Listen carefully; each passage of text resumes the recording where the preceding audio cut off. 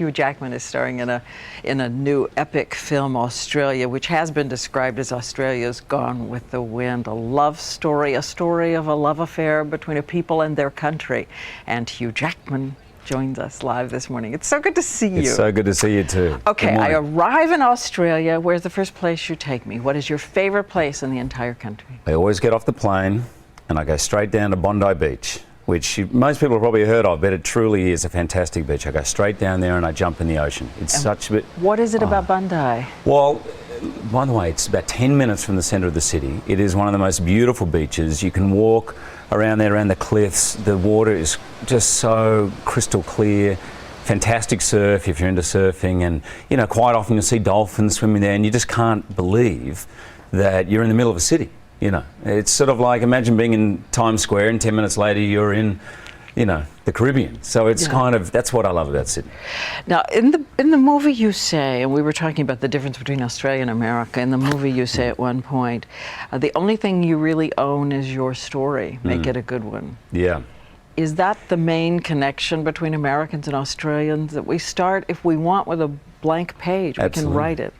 Well, it's a beautiful thing that my character says, and I think it's one of the strongest themes in the movie, and I'm sure that's what connects us. I mean, we're both young countries, really, in terms of white people being there. You know, the Aborigines have been there for 40,000 years, and their belief is that their stories actually becomes synonymous with the land, so it goes on forever. So really, the way you live your life has more meaning than what you think about life. Because you are actually embedding the land with your story as you live it. And I don't know what it is, but that land up there, when you go there, it's kind of majestic and mystical, and it somehow seduces you, and it somehow kind of mesmerizes you to the point where everything day to day that seems to matter, all the worries that we have, just float away. Well, it's such a poetic idea, but I just want to go to something really cheap, if you don't mind. Sure.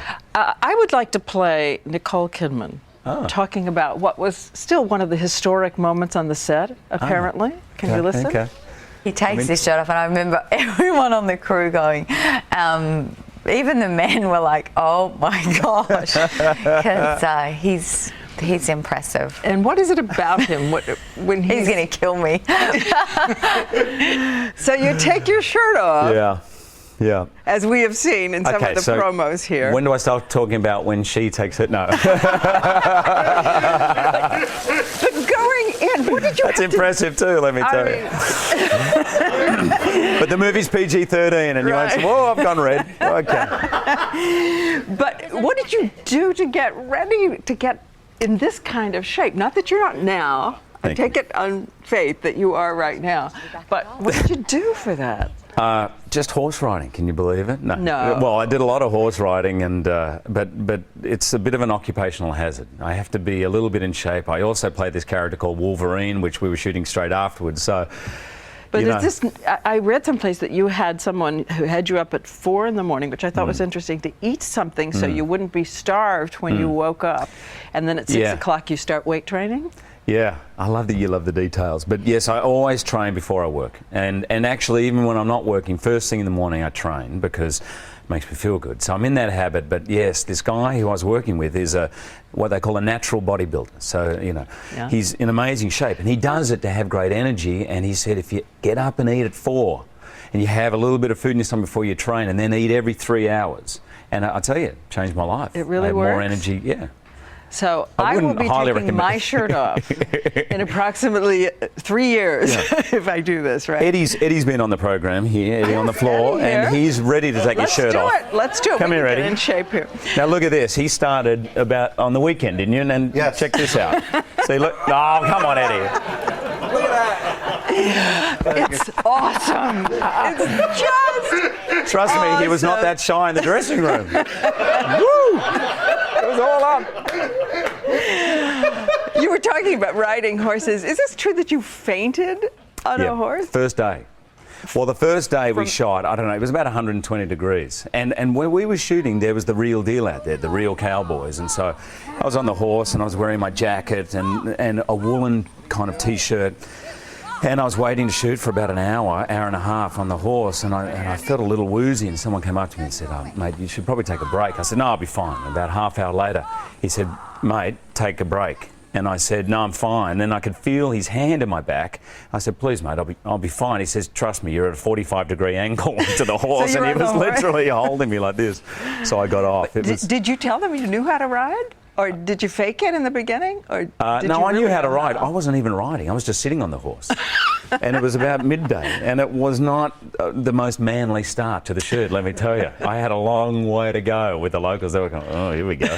Here comes the actor. Yes, he's been in Hollywood too long." All right. He's going to do the Clark Gable in our Gone with the Wind. Right. Here, this guy listing off of his But it became horse. a little bit of an initiation on the movie. If you didn't faint, then you weren't really part of it at some point. Yeah. That's my excuse anyway. Yeah. So. Well, I know you're going to be back with us, and I want to talk to you about a lot. I think a lot of people out there don't know about you growing up. At one point, you were going to be a minister, right? That's right, yeah. My father is very religious, to this day very religious. I was brought up in the church. And in fact, at a Billy Graham Yes. evangelical movement. Yeah, he was became converted religious. at a Billy Graham, I was going to say concert, but it's not a concert, at a rally.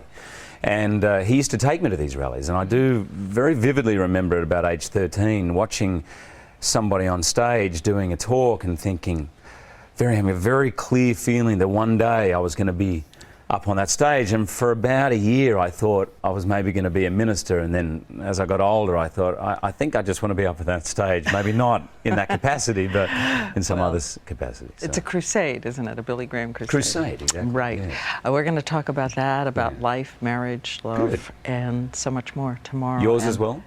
No, we're just going to look at Ed's stomach again. Fair enough. Yeah. The money shot, there it is.